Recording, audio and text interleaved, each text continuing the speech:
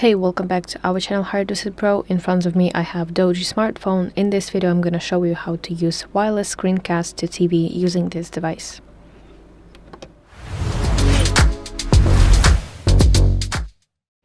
First of all, you have to make sure that both your DOOGEE smartphone and your Smart TV are connected to the same Wi-Fi network.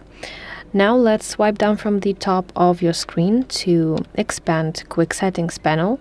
You have to do it twice, like this. And now from the list of options, from the list of features, you want to find Screencast or Simply Cast. It looks like this. If you do not see it right here, then you need to add this function to your Quick Settings panel.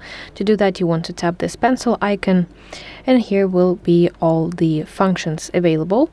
And from the list, when you finally find it, you just have to press and hold it like this and reposition this cast feature in your Quick Settings panel. Okay, so let's go back, and now you want to simply tap on cast, and on your screen you will see a list of available devices, and you need to tap on your TV's name to start the connection.